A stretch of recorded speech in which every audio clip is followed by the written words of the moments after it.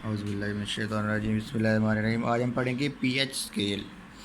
PH scale वो आला होता है या वो मेजरमेंट होती है जिसमें हम किसी भी सॉल्यूशन की एसिडिक या अल्कलाइन बेसिक कंडीशन को मालूम करने के लिए इस्तेमाल करते हैं।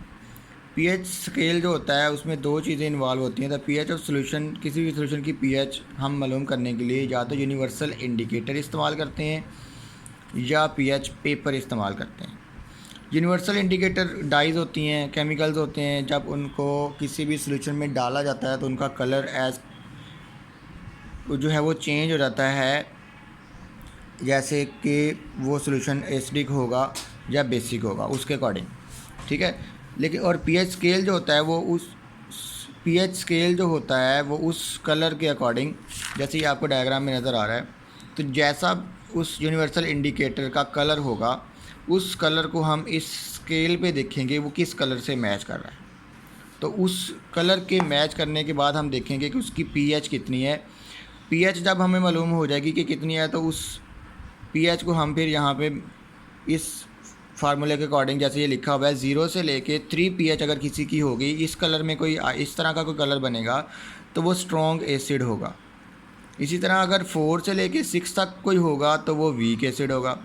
और अगर किसी भी सॉल्यूशन की पीएच 7 होगी, इस कलर के साथ वो मैच कर रहा होगा, तो वो सॉल्यूशन न्यूट्रल होगा। जैसे कि प्योर वाटर न्यूट्रल होता है, ना वो एसिडिक होता है ना बेसिक होता है। इसी तरह अगर किसी सॉल्यूशन की सॉल्यूशन का कलर जो है वो उस इंडिकेटर को डालने से 8 से लेके 11 तक आएगी तो वो वीक अल्कली होगी, और अगर 12 से 13 14 तक जाएगी तो वो स्ट्रॉन्ग अल्कली होगी।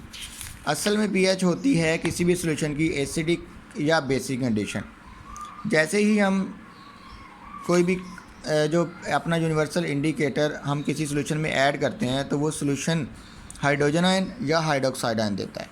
जैसे कि यहाँ पे लिखा हुआ है पीएच रेंजेस, प्योर वाटर जो होता है जब आयनाइज होता है तो वो हाइड्रोजन आयन और हाइड्रोक्साइड आयन उसके अंदर इक्वल होते हैं। हमने पीछे पढ़ा है कि जब हम कोई एसिड ऐड करेंगे तो वो हाइड्रोजन आयन देगा वाटर के अंदर, और अगर कोई बेस ऐड करेंगे तो वो हाइड्रोक्साइड आयन देगा प्योर वाटर के अंदर, ठीक है। तो उस हाइड्रोजन आयन या हाइड्रोक्साइड आयन से हमें पता चलेगा कि वो प्योर वाटर वो जो सॉल्यूशन है वो एसिडिक नेचर रखता है या बेसिक नेचर रखता है। अगर हाइड्रोजन आयन बहुत ज़्यादा हो जाएंगे तो उसकी पीएच कम होगी, कम मतलब 0 से लेके 6 तक होगी। और अगर उसके अंदर हाइड्रोक्साइड आयन ज़्यादा हो जाएंगे तो उसकी पीएच बढ़ जाएगी, मतलब है कि 8 से लेके 14 तक हो जाएगी। फिर जितनी होगी और जिस यूनिवर्सल इंडिकेटर डालने से वो जिस कलर पे मैच करेगा उतनी ही हम उसकी पीएच बता सकेंगे, ठीक है। और अगर कोई सॉल्यूशन है जिसकी पीएच 7 है, मतलब जिसके अंदर हाइड्रोजन आयन और हाइड्रोक्साइड बराबर है, मतलब प्योर वाटर है, उसकी पीएच 7 होगी, ठीक है। और वो मिड पॉइंट होगा पीएच स्केल का और वो न्यूट्रल सॉल्यूशन होगा, ठीक है।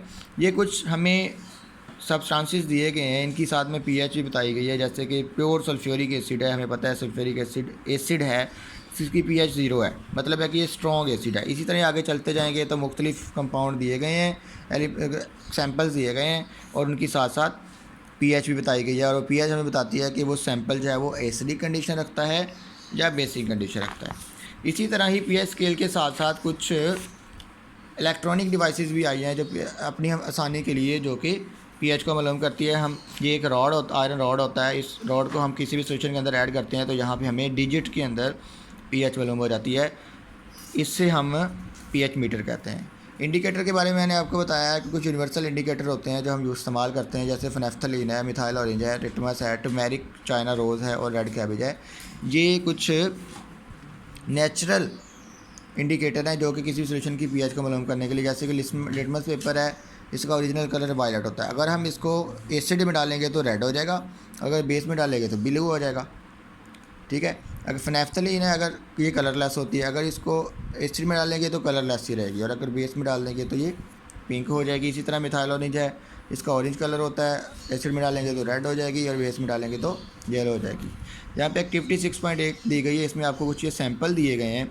इन सैंपल्स को आपने रेड और ब्लू लिटमस पेपर यूज़ करते हुए इसकी एसिडिक या बेसिक कंडीशन को मालूम करना है। या आप घर में तो नहीं कर सकेंगे, इसलिए जब आप स्कूल आएंगे तो हम इंशाल्लाह इसको परफॉर्म भी करेंगे। जैसे कि डाइल्यूट HCl है, जब इसके अंदर रेड लिटमस डालेंगे तो ये रेड ही रहेगा, क्योंकि इस रेड लिटमस का इसके ऊपर कोई असर नहीं होता।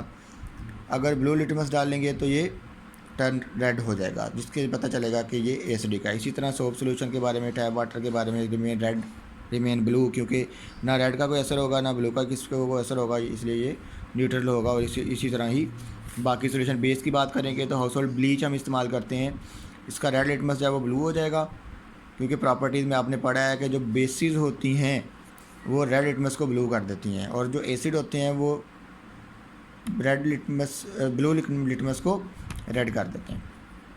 ठीक हो गया। इसी तरह आगे जब देखेंगे तो ये देखो, नेचुरल इंडिकेटर कुछ बताया गया, रेड कैबेज है, टर्मेरिक पेपर है, चाइना रोज़ है और लिटमस पेपर है। ठीक है। टर्मेरिक हल्दी क्या करती है? Turmeric paper remain yellow in acidic and neutral solution but turn brown in alkaline. मतलब है कि टर्मेरिक पेपर भी एसिडिक सोल्यूशन में जब हम डालेंगे तो ये रेड ही रहेगा और न्यूट्रल में भी रेड रहेगा, लेकिन जब इसको हम बेसिक सोल्यूशन में डालेंगे, अल्कलाइन सोल्यूशन में डालेंगे तो ये ब्राउन हो जाएगा। रेड कैबेज के बारे में इसी तरह सोल्यूशन बताए गए हैं। ठीक है। एक्सरसाइज इसके बारे में मैंने आपको बता दिया था।